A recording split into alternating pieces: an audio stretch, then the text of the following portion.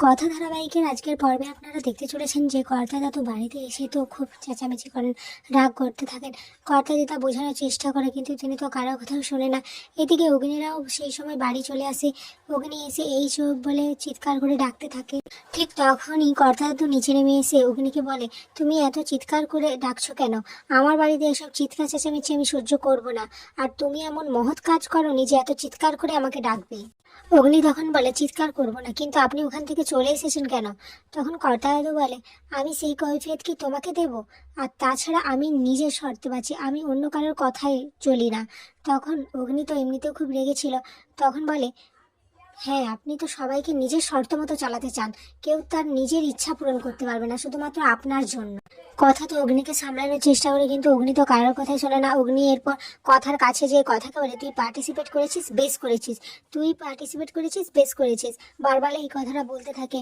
তারপর এদিকে কর্তা দাদু তো এমনিতেই রেগেছিল। তিনি বলেন, আঘাত পাওয়ার জন্য কি তোমাদের থেকে পারমিশন নিতে হবে? এরপর এভি তখন বলে, কথা আপনাকে ওই কম্পিটিশনে সেদিন দেখতে পেয়ে গেছিল, তাই আপনার জন্য পরিচয় গোপন করতে বাধ্য হয়েছে ও। আপনি কি চাইছেন বলুন তো, কি চাইছেন? যে একটা মেয়ে তার এত বড় ট্যালেন্ট থাকা সত্ত্বেও সে কাজে লাগাতে পারবে না? দিনের পর দিন এই চার দেওয়ালের মধ্যে সে বন্দি থেকে যাবে।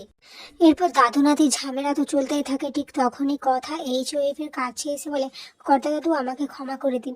কর্তা দাদু তখন কথার মাথায় হাত রেখে বলে, আমি তোমার উপর রাগ করে থাকিনি কথা মা, তবে তোমার উপস্থাপনা দেখে আমি সত্যি খুব অবাক হয়ে গেছি। কম্পিটিশনে তুমি খুব ভালো পারফর্ম করেছো।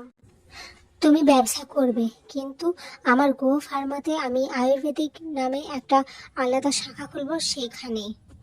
এদিকে বাড়ির সবাই তো অবাক হয়ে যায় যে দাদু ভাই এত বছরের পুরনো একটা প্রথা বাড়ির ভেঙে ফেলেছে দেখে। সাথে সবাই খুশি হয়ে যায়। আর চিত্রা তো এসব দেখে রাগে জ্বলতে থাকে। কিন্তু অগ্নি তখনই বলে ওঠে, না, কথা গুহ ফার্মাতে কাজ করবে না। তখন HOF বলে, কেন করবে না? আমার ছাতার তলায় থাকলে ও তো ভালো থাকবে। তখন এভি বলে, না, ও কারো ছাতার তলায় থাকবে না, ও স্বনির্ভর হবে, ও ইন্ডিপেন্ডেন্ট হবে, ও নিজের নিজের ছাতা তৈরি করবে। এরপর কর্তা দাদু বলে, তুমি কিন্তু কথা মায়ের পথ আরো দীর্ঘ করে দিচ্ছ, খুব কঠিন করে দিচ্ছ। এরপর কর্তা দাদু গুহ ফার্মেসির দলিল এনে অগ্নির হাতে দেয় আর দিয়ে বলে, এই দলিলটা আমার দাদু তৈরি করেছিল, আর এখন আমি নিজের যোগ্যতায় এটা পেয়েছি। এরপর এভি দলিলটা নিয়ে ভালোভাবে দেখে সমীর গুহ, তিমির গুহ, এদের কারো নাম নেই। তখন কর্তা দাদুকে বলে, কর্তা দাদু তখন বলে, তুমি ব্যাপারটা নিয়ে বেশি ঝামেলা করছো পাচক, এভাবে কিন্তু তোমাকে আমি অধিকার দেইনি, এভাবে তুমি ঝামেলা করবে। এদিকে কথা পাচক মশাইকে বলে, পাচক মশাই আপনি কেন চান না আমি কর্তা দাদুদের ব্যবসাতে থাকি?